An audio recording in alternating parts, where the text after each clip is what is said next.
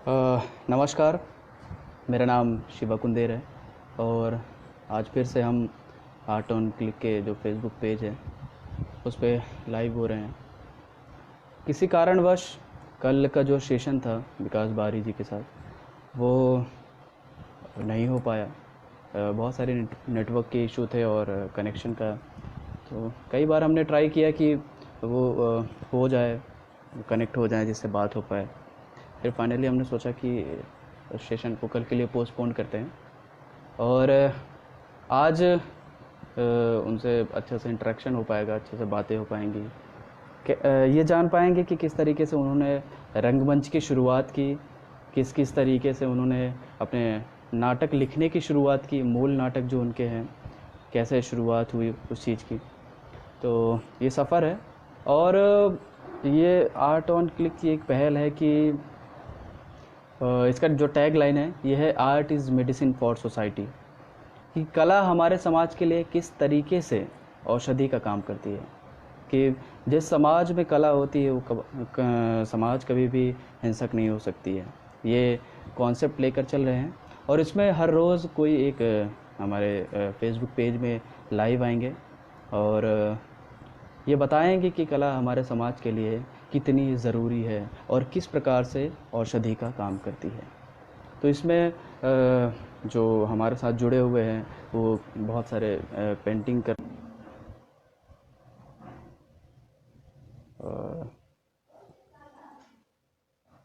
किसी कारणवश लाइट कम हो गई है। लाइट का चला जाना हमारे हाथ पे नहीं है। तो मैं बता रहा था कि हमारे साथ कितने सारे लोग जुड़े हुए हैं। अगर अगर आप अगर आप सुन पा रहे हैं, मुझे देख पा रहे हैं, तो अगर कोई जुड़े तो बताए कि आवाज़ क्लियर आ रही है या फिर नहीं आ रही है।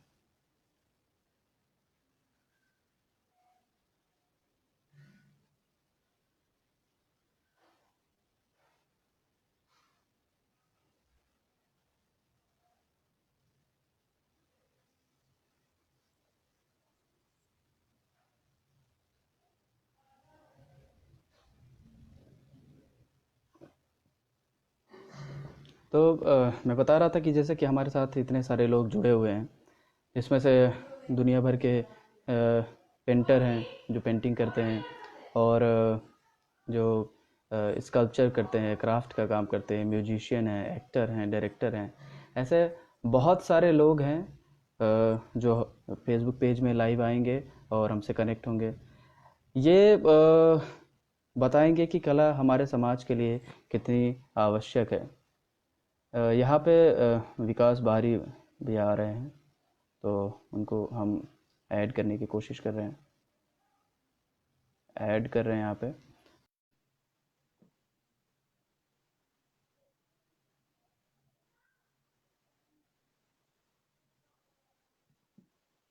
कनेक्ट हो रहे हैं यहाँ पे।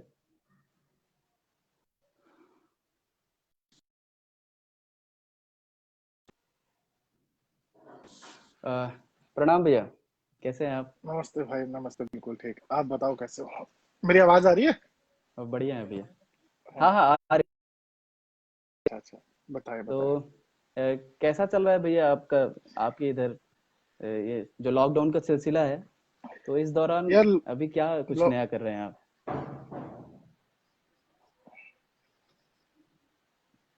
मेरी आवाज़ आ रही है आवाज मेरी?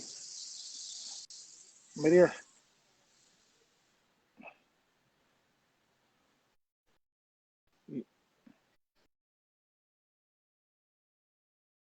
पा रहे हैं मुझे? आवाज शायद। एक मिनट रुको। इंटरनेट कनेक्शन चेक करता हूँ मैं। हाँ। हेलो। मेरी आवाज आ रही है अभी? जी जी जी। हाँ, आवाज़ आ रही है आपकी क्लियर। हाँ हाँ। यार लॉकडाउन में बस यही है, कुछ फिल्में देख पा रहे हैं, कुछ लिख पा रहे हैं, कुछ पढ़ पा रहे हैं। मतलब जितना ज्यादा तो नहीं हो पा रहा लिखना पढ़ना। फिल्में वगैरह ही थोड़ा सा एक हाँ। वो है कि वक्त गुजारने का वो भी है। तो अभी इस समय किस तरह के फिल्में देख रहे हैं आप? ये, यार मैं इस समय सभी तरह की फिल्में देख रहा हूँ। जितनी भी देखी जा सकती हाँ। हैं, मतलब हम्म। उसमें कोई एक ऐसा नहीं है कि किसी तरह की, मतलब सभी तरह की जैसी मिल जाए। आजकल तो नेटफ्लिक्स और ये सारी चीजें भी हैं कई सारी। तो जी। हमारी आवाज आगे पीछे चल रही है क्या? नहीं नहीं, क्लियर है। मैं आपको सुन पा रहा हूँ प्रॉपर। अच्छा अच्छा। तो बस एक ये है कि हिंदी इंग्लिश सारी वेब सीरीज वगैरह जो जो देखने में आ जाती है। हालांकि अभी कुछ दिन से ज्यादा नहीं देख हम्म। रहा हूँ, बहुत ज्यादा देख ली थी, तो अभी थोड़ा सा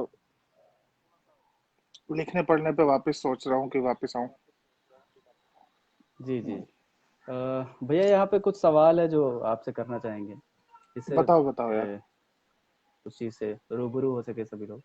कि पहला मेरा सवाल है कि आप कहाँ से हैं, और जो आपका किस जगह से बिलोंग करते हैं, और आपकी जो रंगमंच की शुरुआत हुई वो किस प्रकार से हुई।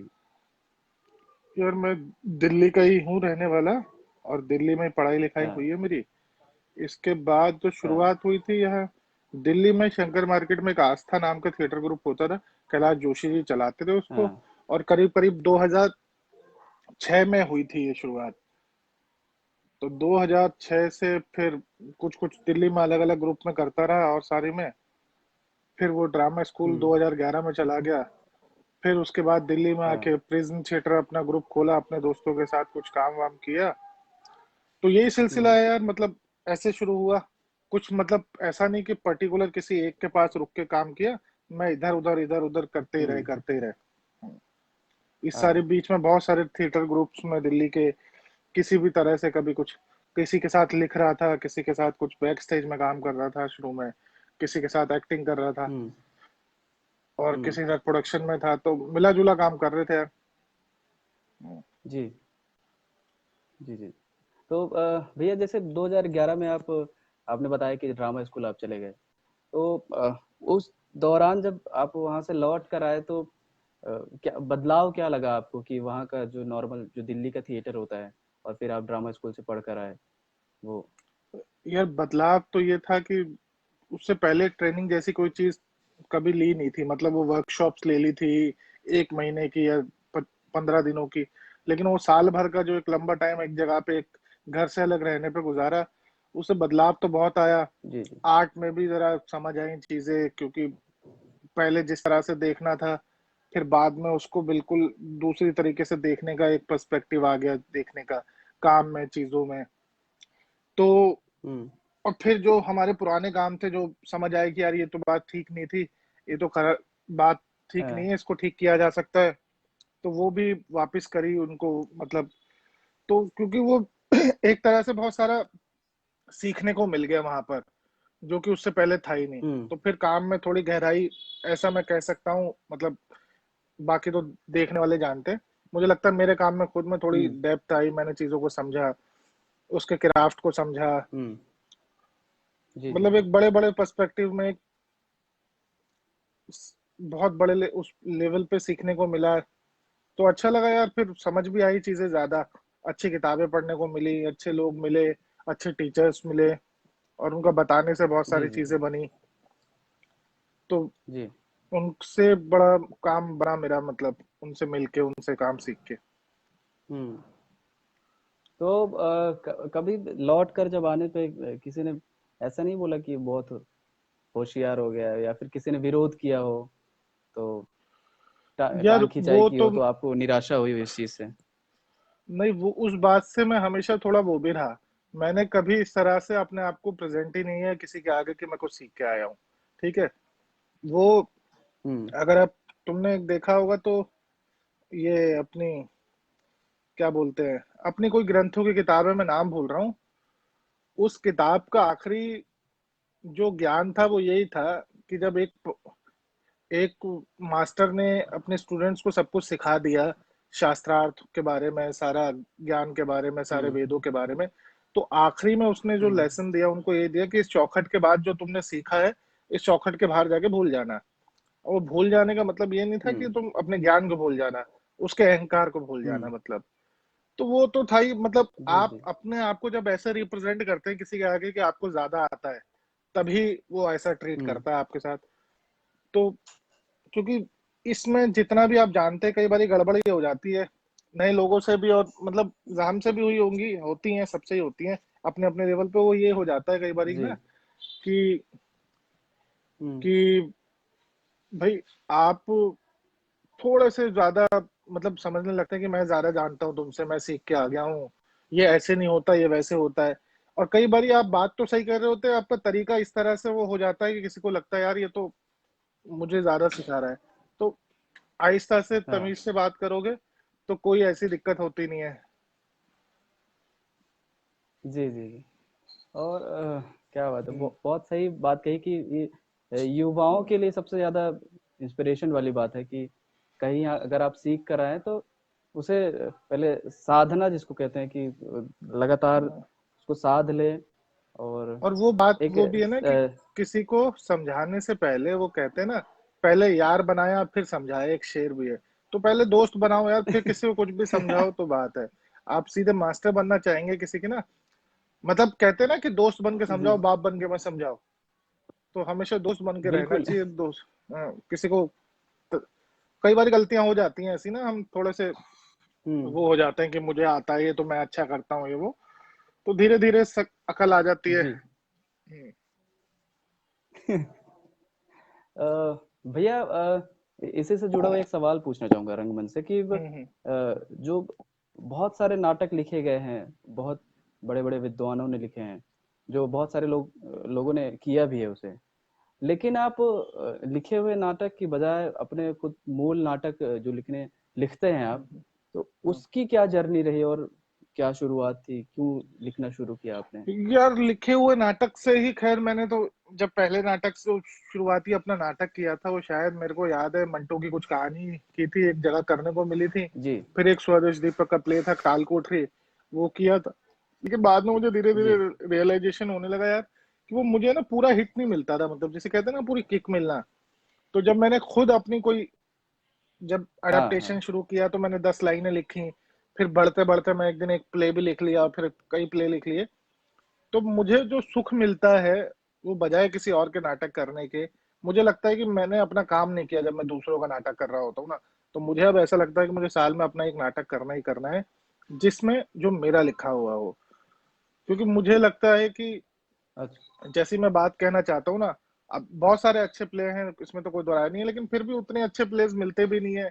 उतने मॉडर्न प्ले नहीं मिलते, मॉडर्न मिलते हैं तो जिस तरह की मेरी सेंसिबिलिटी है, जिस हुँ, तरह की चीजों से जिस तरह से मैं देखता हूँ, वो नहीं मिल पाए।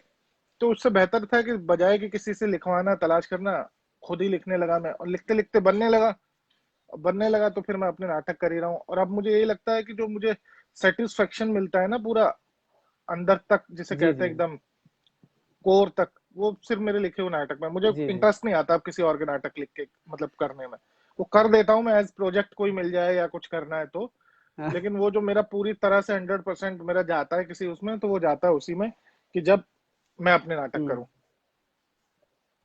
तो कभी आपके साथ ऐसा हुआ है कि आप लिख रहे होते हैं और फिर आप आपके दिमाग में कोई कैरेक्टर आ गया कि ये कैरेक्टर तो ऐसा आएगा या फिर इस ये एक्टर ऐसा कर सकता है। तो कभी यार एक्टर को मैंने रखकर आपने कोई प्ले लिखा है? यार एक्टर को रख के ही रखे हैं, क्योंकि जितने भी नाटक मैंने लिखे हैं ना वो ज्यादातर रिहर्सल पे पूरे हुए हैं। वो ऐसा ही हुआ है कि मैं रिहर्सल पे 10 पेज लेके हाँ। पहुंचा हूँ, और 10 पेज के बाद हमने हुँ, काम करना शुरू करते करते वो 30 पेज हुए। ज्यादातर आइडिया दिमाग में रहता था, लेकिन कई बार ऐसा भी होता था जो आइडिया मेरे हुँ। दिमाग में है उससे बिल्कुल अलग कुछ और आइडिया मिल गए, तो कुछ ऐसा भी लिख लिया। ज्यादातर ऐसा हुआ कि नाटक मेरा मतलब शो की डेट आ गई और नाटक पूरा नहीं हो रहा है अभी तक। तो कई बार ऐसा हुँ। हुआ है कि अब ये समझ लो कि 3 दिन बाद नाटक है और आज नाटक पूरा नहीं हो पा रहा है अभी तक। तो एक्टर भी थोड़ा सा हाँ। छटपटा रहा है, क्योंकि उसको भी वक्त चाहिए चीजें याद करने के लिए। पर पता नहीं क्यों मुझे लगता है वैसे ही क्रिएटिव उस पर ज्यादा बेहतर काम हो पाता है। जिन जिन नाटकों में ऐसा हुआ है कि एंड एंड वक्त तक ज्यादा लाइव रहता है नाटक एक्टरों जी, के जी। लिए भी। वो एक डेड नहीं रह जाता सिर्फ पन्ने कोई लाया और याद करके उसको करने लगे। जब उनकी उनके साथ ही मिलके बन रही होती है कोई चीज, उनके उनका इनपुट्स उसमें आ रहे होते हैं उनकी, तो फिर ठीक होता है, वो सबको अपने जैसी बात भी लगती है। हुँ। तो कभी इस दौरान ऐसा हुआ है कि आपने पूरा नाटक लिख लिया हो और फिर स्टेज में गया हो तो आपको लगा हो कि अरे ये तो ऐसा है ही नहीं, या फिर ये हिस्सा काम का नहीं है, तो आपने बदला हो, फिर हाँ पूरी यार, तरीके से इसको बदला हाँ, जाए, बहुत बार ही ऐसा हुआ है, हो? बहुत बार ही हुआ है। मतलब किसी में कुछ चंक एड्स हो गए हैं, किसी में कोई सीन काट दिया है, मैंने हटा दिया वो बात। वो हाँ, कई बारी क्या होता है ना कि कई बारी हम नाटक के अपनी चीजों के इतना क्लोज होते हैं ना, आंख के पास होती है वो इतनी कि हम उसे देख ही नहीं पाते, तो हाँ। उसको देखने के लिए थोड़ा सा पीछे जाना पड़ता है। और हम पीछे वक्त के साथ जाते हुँ। हैं, देखते हैं। जैसे कि मेरे बहुत सारे पहले के नाटक अब मैं पढ़ता हूँ तो मुझे लगता है यार कितने गलत लिखे हुए हैं, मुझे इसको ठीक कर लेना चाहिए। तो हर बारी ऐसा फील होता है। जी। जैसे 1 साल का वक्त गुजरता है, मतलब थोड़ी सी अकल बढ़ती है ना, धीरे धीरे आपके एक्सपीरियंस जी, बढ़ते जी। हैं। तो फिर जी, आपको जी। लगता है कि यार वो ऐसा है क्या। तो फिर आपको हर बार ही लगता है कि यार ये थोड़ा बेहतर हुँ। किया जा सकता है। ये ज्यादातर लोगों के साथ होता ही है, हर आदमी को अपना वो लगता ही है कि थोड़ा बेहतर हो, थोड़ा बेहतर हो, थोड़ा बेहतर हो। बिल्कुल, क्योंकि अधिकतर ऐसा होता है कि अगर मानिए कि हमने किसी दूसरे का प्ले उठाया है या फिर कर रहे हैं, और as a director point of view अलग होता है, और हम चाह रहे हैं कि हम्म। ये बदल दें, और राइटर बोल रहे हैं कि मैंने तो ये सोच के लिखा है, तो बदला नहीं जा सकता। तो आप यार वो खुद के लिखे हुए नाटकों में इतना मोह नहीं होता है, आपको बदलना होता है तो आप बदल देते हैं। जी। तो और फिर आप चाहें कि मैं ही सब कुछ उसको बताऊं, या ऐसे होना चाहिए था, वो वैसा होना चाहिए, तो मुझे नहीं लगता ये बात ठीक है। आपने या तो उसको करने मत दो, जब करने का दे दिया है उसको, तो फिर उसको करने दो। क्योंकि वो अपनी क्रिएटिविटी, चाहे हुँ। अब अच्छी बुरी, जिसमें जितनी अकल है, जितना ज्ञान है, उतने हिसाब से हर कोई अपने अपना करता ही है। तो फिर उसको मुझे नहीं लगता, जी, क्योंकि जी, जी। फिर आप ही की बात को सीधे सीधे कोई कह दे तो फिर उसमें क्रिएटिविटी क्या रही। तो आदमी अपनी तरीके से उसको एक्सप्लोर करता है, उसको इंटरप्रेट करता है। तो फिर वो हुँ। डायरेक्टर का रहता है प्ले। फिर आप जरा पीछे वाली कुर्सी पे बैठे रहें और ज्यादा ज्ञान ना दें। जब आप नाटक दे चुके हैं, लिख के दे दिया ना आपने, बात खत्म हो गई। आप उसको करने दो। और इसमें दोनों चीज होती है। मैंने ऐसे भी देखा, बहुत ब्लेंडर भी करते हैं लोग, इतना खराब करते हैं कि पूछो मत। क्योंकि कई बार क्या होता है ना, इसके लिए आप में अकल भी होनी चाहिए। आप एक अच्छे खासे राइटर की आपने स्क्रिप्ट ली, और उसमें आपने कुछ सीन हटा दिए, कुछ सीन डाल दिए, कुछ कर दिया, तो उसको वो खराब लगता है। भाई जब तुझे इतना ही चेंज करना था तो कोई दूसरा ही कर लेता मुझे। और तूने इतना ही इसमें ऐड करना था तो खुद ही लिख ले प्ले, मेरा क्यों कर लिया। तो वो दोनों तरह की चीजें होती है यार, बंदे पे डिपेंड करता है। अगर वो समझदार आदमी है तो तरीके से काम लेता है, जो बेवकूफ है तो वो अच्छे खासे प्ले की ऐसी तैसी कर देता है। क्या बात है। भैया, जैसे कि आप हम्म। दिल्ली में थिएटर करते हैं, तो हम्म। शहरी रंगमंच और ग्रामीण का जो एरिया है, हम्म। उस वहाँ के रंगमंच में क्या डिफरेंस है और क्या परेशानियां होती हैं? यार देखो, शहरी रंगमंच की बात क्या है कि शहर में मेरे ख्याल से, हालांकि अब मैं उतना नहीं कहूंगा, लेकिन अब से पहले कुछ 10 साल पहले तक शहर का रंगमंच थोड़ा ज्यादा एक्सप्लोर था। मतलब ऐसे कि आप पॉपुलर ज्यादा हो जाते थे शहर में, गाँवों तक लोग पहुंच नहीं पाते थे, चीजें नहीं होती थी। हम्म। और अभी, और फिर दिक्कतें भी क्या है, जैसे शहर में ऑडिटोरियम इतने महंगे, जैसे अभी दिल्ली में ही थे, तो 60 से 62 हजार हम्म। रुपए आपको ऑडिटोरियम का पैसा देना है। हम्म। अगर आप श्री राम सेंटर में करना चाहते हैं पूरे दिन का हॉल लेके, और फिर लेने के बाद भी आपको सैटरडे संडे के अलावा कोई और डेट मिलेंगी, और फिर आपको ऑडियंस बुलानी है। फिर यहाँ पर लोग इतना कुछ, क्योंकि शहर में लोग रह रहे हैं, कई कई जगहों से आके रहते हैं, उनको किराया देना है, अपनी भाड़ा देना है, उनको आना जाना करना है, तो उनको इतना वक्त नहीं है कि वो आपके साथ 1 महीने की रिहर्सल कर ले। जब तक आप, हम्म। क्योंकि आपको तो हॉल का पैसा जुटा पाना, एक ग्रुप चला पाना ही आपके लिए संकट होता है। फिर आप ऑडियंस एक्टर्स को पैसा देना तो और बड़ा काम हो जाता है। तो उसमें होता क्या है, जो ज्यादा बेहतर और जी। पुराना एक्टर हो जाता है उसको तो भाई आपको पैसा देना ही पड़ेगा, क्योंकि वो इतना वक्त दे रखा है उसने आपको। उससे कोई भी जरा भी वो चाहिए तो उसकी फीस तो बनती है, जायज बात है, दें। इसलिए कई जी। ज्यादा लोग क्या करते हैं, नए नए लोगों के साथ प्ले करते हैं, क्वालिटी गड़बड़ करते हैं। और रही हम्म। दूसरी तरफ गांव के रंगमंच की जो मुझे बात लगती है, गांव के रंगमंच में वक्त है थोड़ा, आप एक नाटक को बनाते हैं, एक अच्छा वक्त दे पाते हैं, और मतलब जितना भी आप सोच सकते हो उसमें ईमानदारी से आप उसमें काम करते हैं, और ज्यादातर आपका ध्यान प्ले पे लगा होता है उस वक्त। लेकिन दिल्ली में प्ले करते वक्त बहुत हद तक ध्यान आपको टिकट बेचने पे लगाना है, आपको किस एक्टर पे पैसा लेना है, किस पे नहीं देना है, आपका कौन से हॉल से वो आनी है, आपको फिर पुलिस परमिशन लेनी है, फिर आपको ईटीसी परमिशन लेनी है, फिर आपको बुक माई शो पे डालना है, फिर आपको ये करना है। तो उस सब में क्रिएटिविटी थोड़ी सी इधर उधर हो जाती है। या फिर बजाय कि किसी ने आपको बजट ही दे दिया है कि भाई आपको किसी के लिए करना है, तो वो वाली बात है, तब समझ आती है बात। नहीं तो थोड़ा सा यहाँ तो डायरेक्टर जो है एक प्रोडक्शन वाला भी बन जाता है, मतलब यहाँ मल्टी काम करने वाले लोग बन जाते हैं। ऐसा नहीं होता कि भाई जी जी जी। वही टिकट भी बेच रहा होता है काउंटर पे डायरेक्टर, वही पोस्टर भी लगा रहा होता है, वही पब्लिसिटी भी कर रहा होता है, और वही रिहर्सल भी कर रहे होते हैं लोग। तो मिलजुल के बड़ा वैसा हो जाता है। और फिर भी आखिरी आखिरी तक आते आते नुकसान होता है, फिर चीजें होती है। इसलिए कई ग्रुप खुलते हैं जोश में, एक आध साल चलते हैं, वो बंद हो हाँ जाते हैं शहर में, क्योंकि बहुत ज्यादा पैसा लगता है। हाँ। क्योंकि वो अब कैसे कोई करे ना, 60-65 हजार रुपए लगाना, और फिर ये तो सिर्फ हॉल की कॉस्ट है। बिल्कुल। फिर उस पे, और रही बात आपको हल्के हॉल लेने, हल्के हॉल भी 15,000-20,000 से कम नहीं है यहाँ पर। अब बहुत छोटे हॉल है जहाँ पर आप ना लाइट सेट कर सकते हैं, ना आप कोई भी तरह की चीजें कर सकते हैं। तो ये खैर ये है। और गांव में मुझे लगता है, गांव की तरफ क्या है कि नाटक बन रहा है तो फिर उसमें वक्त है थोड़ा एक्टर्स के पास और डायरेक्टर के पास, जी। एक वक्त के साथ चीजें हो रही हैं, और उतनी हम्म। चीजें सामने नहीं है कि। लेकिन वो ये अच्छा काम वहां भी हो रहा है, अच्छा काम यहाँ भी हो रहा है, खराब काम वहां भी हो रहा है, खराब काम वहां भी हो रहा है, ये सब तो बहाने हैं। जिसको हाँ। जैसा काम करना है, जो जैसा चाहता है, वो वैसा ही काम होता है। गांव में भी बहुत अच्छे काम हो रहे हैं हम्म। ग्रामीण रंगमंच में, और बहुत खराब भी काम हो रहे हैं। दोनों चीज देखने को मिलती है। ऐसी शहर का भी हाल है। मतलब ये टोटल उसकी मेंटेलिटी पे और उसके काम के ऊपर है। वो कहीं भी रह के अच्छा काम किया जा सकता है, और कहीं भी रह के बुरा काम किया जा सकता है। ये कोई हम्म। मतलब, ये जो मैंने जितनी बात की है, ये परमानेंट सत्य नहीं है। इसमें वेरी होती रहती है बातचीत। बस ये जी जी मुश्किलातों की बात की है मैंने, लेकिन काम हर जगह अच्छा हो सकता है, और काम किसी में भी खराब हो जा सकता है, कोई बड़ी बात नहीं है। जी जी। हम्म, एक एक सवाल लगता है, मैं उस समय पूछना चाह रहा था लेकिन स्किप हो गया था, कि जब हाँ, जब आप प्ले लिखते हैं तो हम्म, जब आप डायरेक्शन करना शुरू करते हैं तो आप हम्म। किसी किसी मेथड को फॉलो करते हैं? आपका कोई मेथड है, या फिर आप किसी मेथड को मानते हैं कि आप उसी प्रोसेस से करेंगे, ऐसा कुछ? यार मेरा एक ही मेथड है वैसे तो। मैं कोई मेथड वेथड मुझे ज्यादा पता भी नहीं है, और ज्यादा मैं मानता भी नहीं। बस दो चीजों पे मेरा बड़ा ध्यान रहता है। एक अच्छा टेक्स्ट होना चाहिए, लिखे हुए पे कोई कॉम्प्रोमाइज नहीं हम्म। होना चाहिए, और दूसरा उसकी कास्टिंग में एक्टर्स को लेके। ये हाँ। सबसे मुश्किल और सबसे आसान चीज है। आपने ये दो चीजें अच्छी कर ली, आपका 99% का नाटक काम हो गया, है ना। हम्म। कि जी क्योंकि अल्टीमेटली आपको आपका टेक्स्ट ही कहीं लेके जा सकता है। आप उसमें कितना भी डिजाइन कर ले, कुछ कर ले, वो सब ठीक है, वो सब बाहरी वो है, उससे फर्क पड़ता है। ऐसा नहीं है कि मैं वो बिल्कुल काम की चीज नहीं है। लेकिन जो आपका हाँ। मेनली 50% है ना चीज, वो आपकी स्क्रिप्ट है। और 50 के बाद जो 30, 80, 40% है, वो आपके एक्टर्स हैं।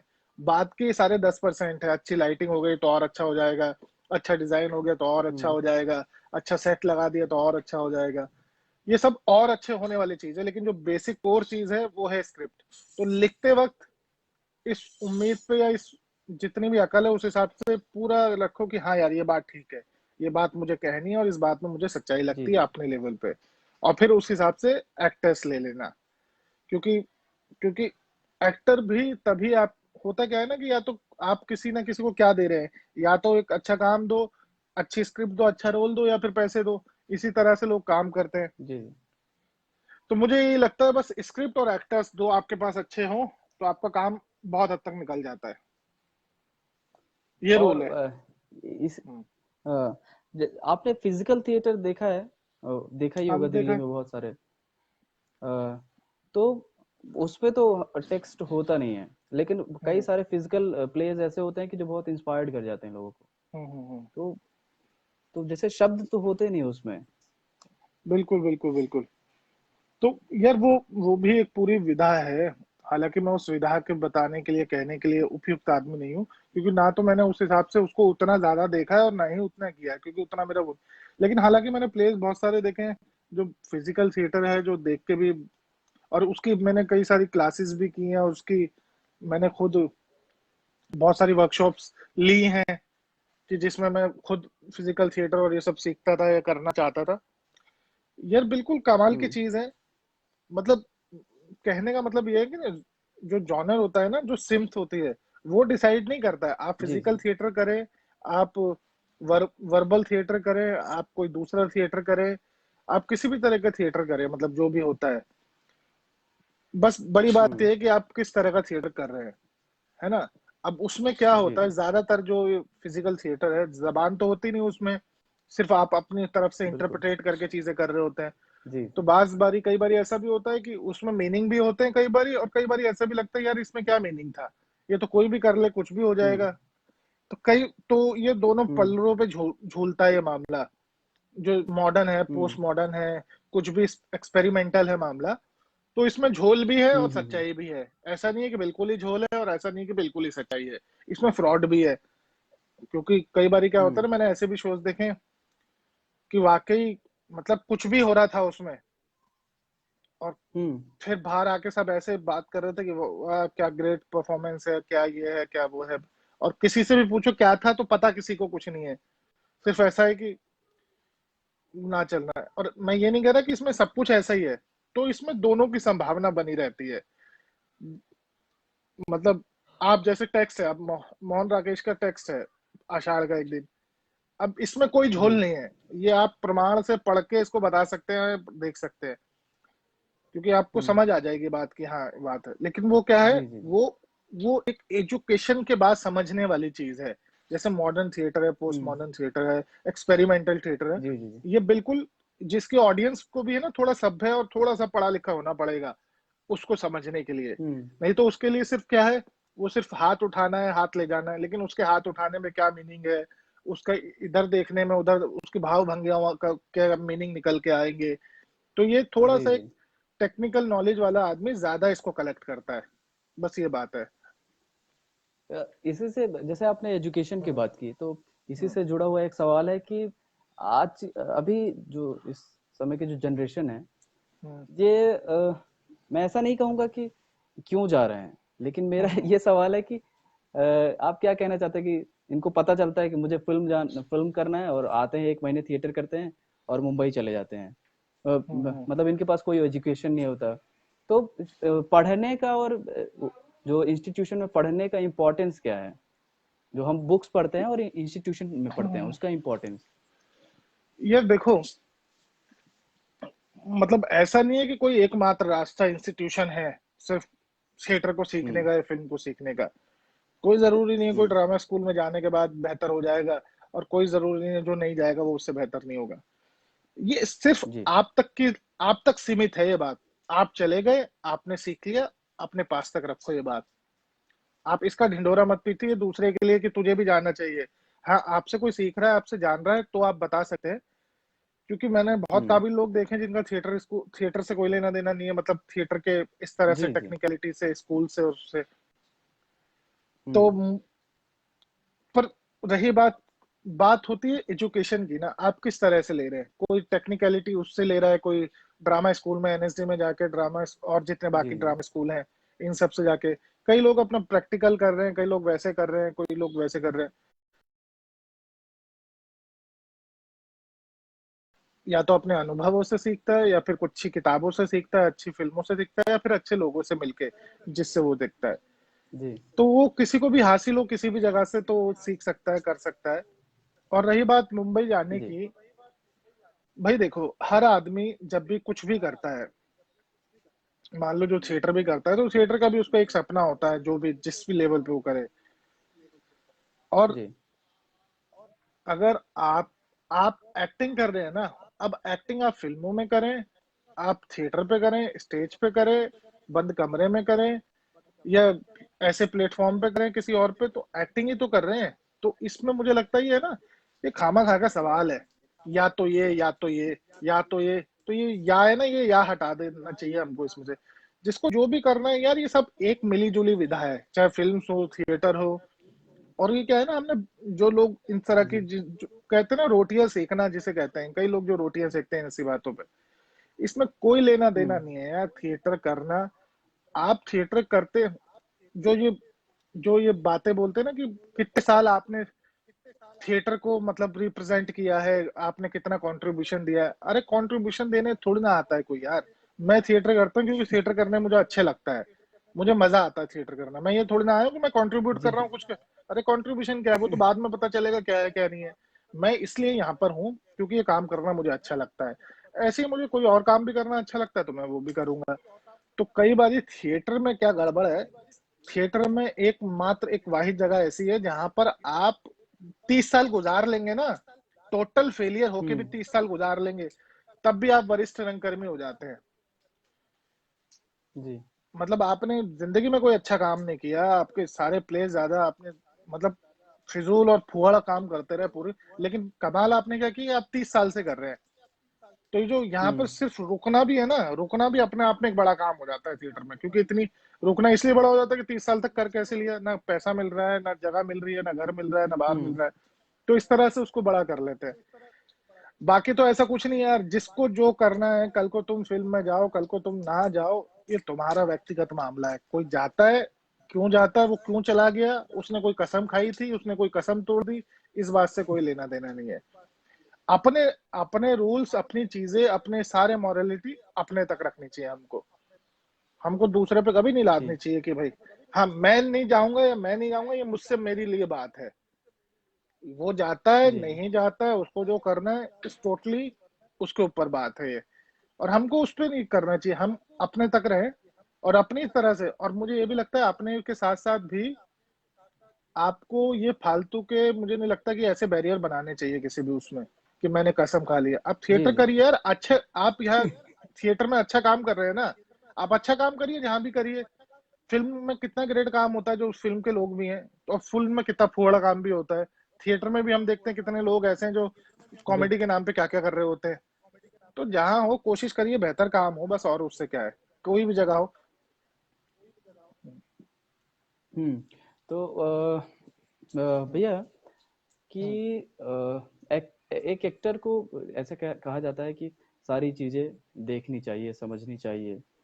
तो ये बताइए कि हम्म। पेंटिंग और म्यूजिक किस तरीके से एक एक्टर के लिए सपोर्ट कर सकती है, मतलब रंग और तो कितना यार इम्पोर्टेंस हम्म, रखता है वो एक्टर्स के लिए। यार बहुत बहुत हद तक इम्पोर्टेंट रखता है और रहता है, क्योंकि और भाई ये तो देखो ना विजिबिलिटी, आप एक चीज देख पा रहे हैं और एक चीज सुन पा रहे हैं, ठीक है ना। जी अब जो जी सुनने जी जी का जो सेंस है, जो सुनने की मेमोरी है आपकी, जो डेवलप भी होती है साथ साथ म्यूजिक के, एक रिदम आपके कान में पड़ता है, एक आपके कान से आपकी बॉडी में आता है, बॉडी से आपके माइंड में आता है।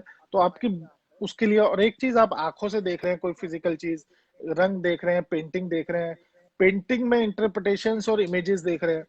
हम हम्म हम कहते हैं ना कि बिंब, किसी की एक्टिंग को देख के कहते हैं कि हम उसकी एक्टिंग में, उसकी शायरी में, उसकी पोइट्री में बिंब बनते हैं। हम्म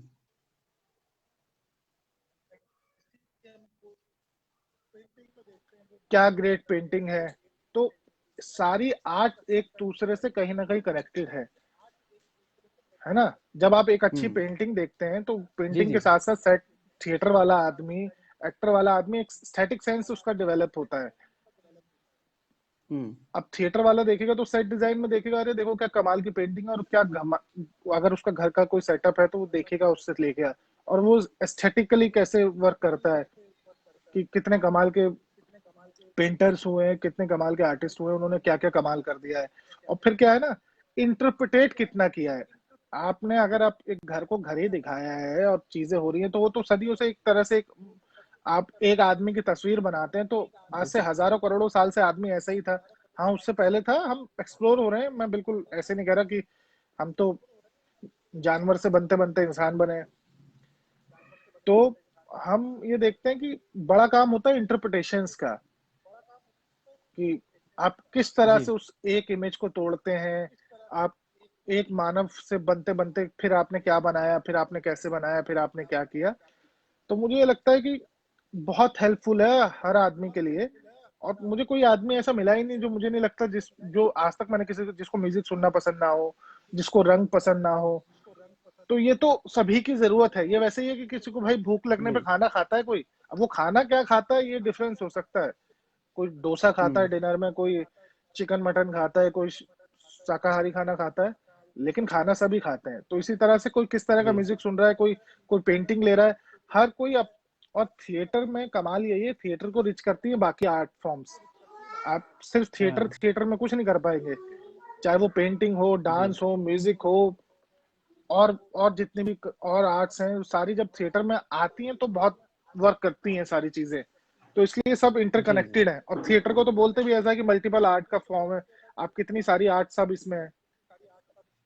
जी जी।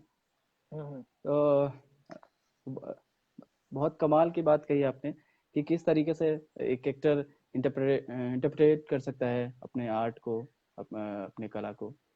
भैया, जैसे आपने ड्रामा स्कूल में पढ़ा, हम्म। तो कुछ कुछ यादगार कुछ पल रहे हो तो अगर आप शेयर कर सके उस, यार यादगार जब भी तो आप ऐसे, याद करते हो ड्रामा स्कूल तो वही याद आता हो। हाँ मतलब मैं,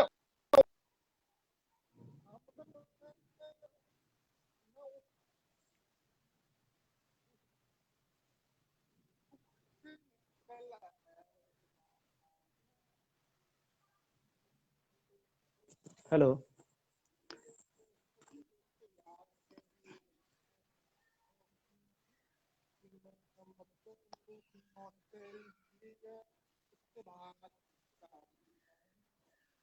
हम्म।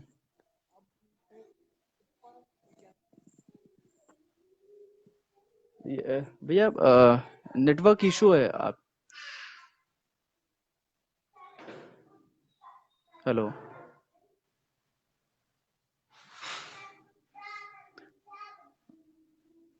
आवाज नहीं आ रही है भैया आपकी। हेलो।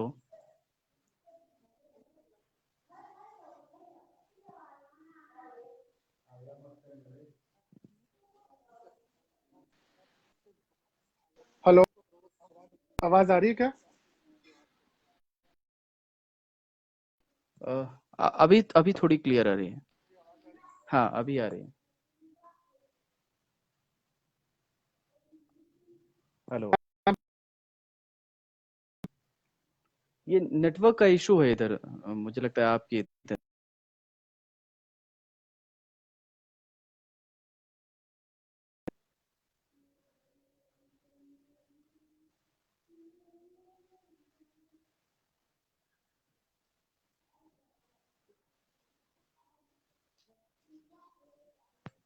हेलो।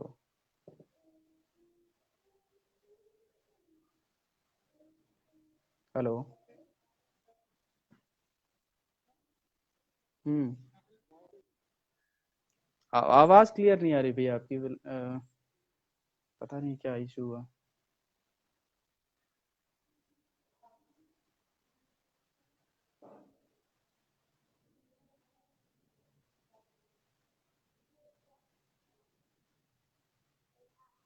हेलो।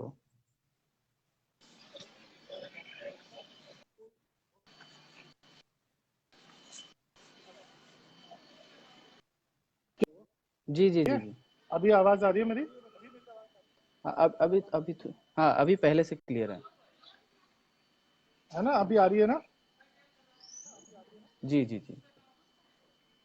हाँ, तो मैं बस ये कहना चाह रहा था कि मैंने ड्रामा स्कूल में ऐसी बहुत सारी बातें हैं जो मैं मुझे याद है, और कोई एक बताना तो वैसे बड़ा ये वो होगा, लेकिन हम्म है बहुत सारी बातें यार ऐसी ना।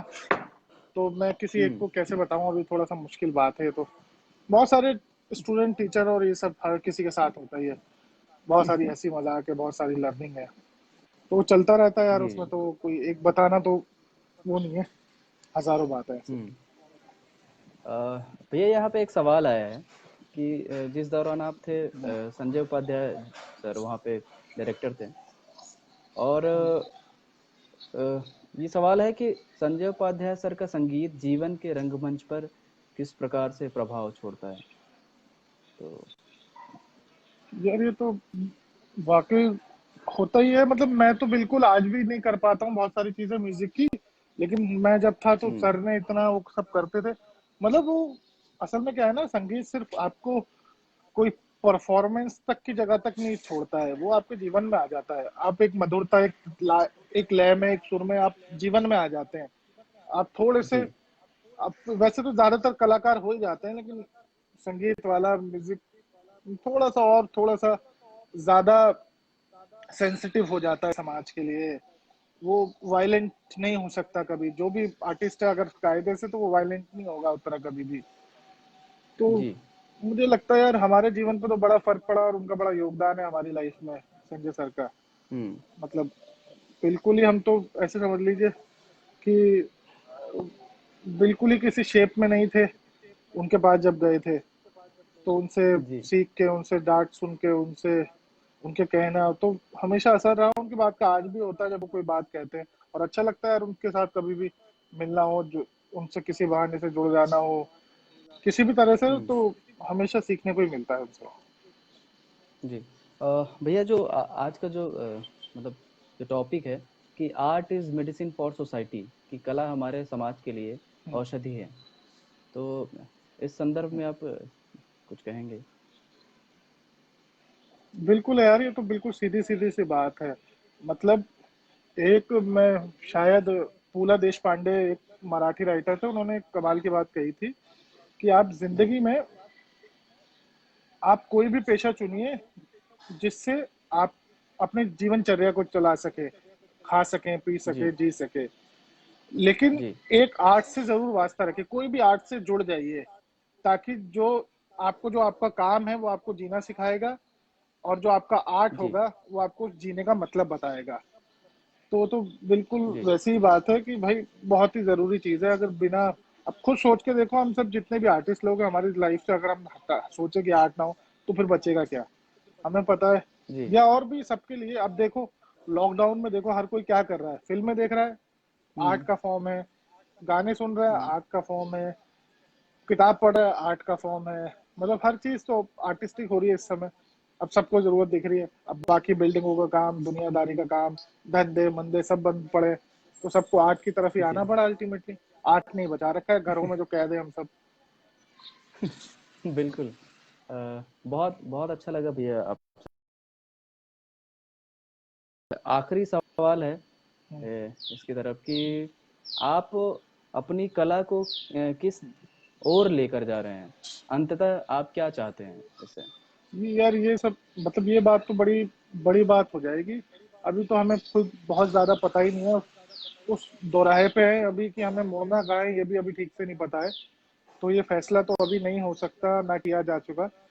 लाइफ, पूरा जीवन ही एक दोराहा है, आपको पल पल दोराहे मिलते हैं, आपको इधर जाना है, इधर जाना है, और जिस चौराहे, जिस उससे मुड़ जाते हैं आप, मोड़ से फिर उसी तरह से आपके जीवन में रिएक्शन आते हैं, एक्शंस होते हैं। तो यार ये अभी तो नहीं कहा जा सकता, और ये मुझे पता भी नहीं है कि कहाँ जा रहे हैं, क्या हो सकता है। तो अभी शुरुआत है, जी। पता नहीं कहीं पहुंचेगी नहीं पहुंचेगी, ऐसी कोई वो नहीं है। बस कर रहे हैं, इतने हैं कि कर रहे हैं, करने की कोशिश है। जाते कहाँ है, होता क्या है, ये तो कुछ कहा नहीं जा सकता। जी। जी। हम्म। थैंक यू सो मच भैया। बहुत नई बातें पता चली मुझे भी, और बहुत अच्छा लगा कि आप लाइव सेशन में आए हमारे। एक एक सवाल और आया है कि हम्म। नाटकों का जो ऑनलाइन जो प्रदर्शन किया जा रहा है, वो उचित, या नाटक स्टेज में ही रहना चाहिए या फिर नहीं? यार उचित तो वक्त बना देता है चीजों को ना। वो उचित और अनुचित हम्म। के चक्कर में अब ये 10 साल का लॉकडाउन हो जाएगा तो फिर क्या करोगे? स्टेज का अचार डालोगे स्टेज का? स्टेज वहां है जहाँ जी। इंसान हो, जहाँ लोग इकट्ठे हो जी। सकते हैं, जहाँ लोग बात कर सकते हैं, वो स्टेज हो जाएगा। स्टेज के लिए कोई और गणित नहीं लगाना है किसी को भी। आज ऐसा मौका है जहाँ दो जी। लोग बैठ के, अगर वीडियो पे फिल्म में भी तो आप देख ही रहे हो ना, फिल्म में भी तो आर्ट की जी। जी। फॉर्म जी। है। उसमें क्या जी। खराबी है अब? हाँ, अब इसका मतलब ये नहीं है कि आप स्टेज पे ना जा, अरे भाई अब जा ही नहीं सकते, और जो लोग अपना कुछ कर पा रहे हैं ठीक है, बेहतर है। उन्होंने ये डिसाइड थोड़ा ना किया था, तो वक्त ऐसा आ गया, लॉकडाउन हो गया, चीजें हो गई, लेकिन अंदर का जो आदमी है वो क्या करे? कुछ तो करेगा ही, तो जी। मौके तलाशता ही है। जो सारी दुनिया, अगर ये थोड़ा लंबा चलेगा लॉकडाउन, तो सारी दुनिया ऑनलाइन और प्लेटफॉर्म पे आ जाएगी। इसमें जो अनुचित और उचित के चक्कर में लगे रहेंगे, वो कुछ नहीं होना उनका, वो हर जगह रहेगा मामला ना। जो ये रूल बनाते रहेंगे कि ये सही है, ये गलत है, ये फेसबुक पे देख लो कितने सारे लोग हैं लगे पड़े हैं कि ये थिएटर नहीं है, वो थिएटर नहीं है। अरे भैया तुम अपना करो यार, जो थिएटर करना है। मैं वही कहता हूँ ना, तुम खुद क्या करते हो सबको मालूम है, और लगे रहते हो इस मामले में कि ये थिएटर इसका, ये थिएटर नहीं माना जाएगा, वो थिएटर नहीं माना जाएगा। अरे तुमने इतने टाइम दे दिया, तुम्हारा थिएटर कोई मान रहा है? खुद तो पूछ लो। मतलब इतनी बेवकूफी, मतलब हमारी ये थिएटर वाली इसमें अरे भाई तुम्हें जो करना है खुद से करो। मतलब तुम्हें करना है, नहीं करना है, ये करना है, वो करना है, इट्स टोटली अप टू जी। यू। किसी को क्या बताने लगते हो? मतलब कोई तुमसे पूछने नहीं आ रहा, तुमसे कोई कह नहीं रहा।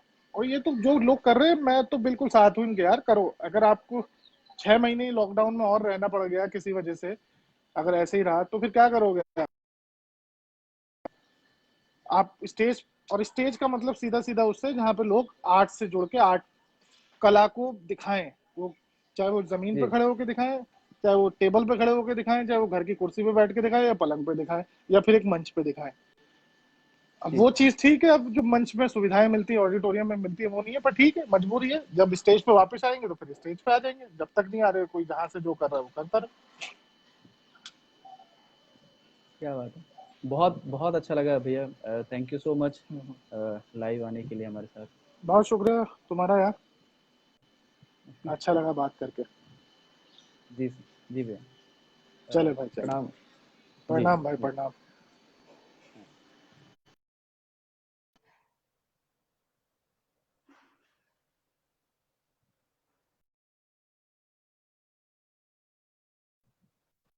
अ, लगातार इतने सारे लोग जो भी हमारे साथ जुड़े हुए हैं, मैं सबसे पहले उनका धन्यवाद करना चाहता हूँ। थैंक कि आप लगातार सेशन में जुड़े रहें, और ये सेशन अब लगातार निरंतरता के साथ चलता रहेगा।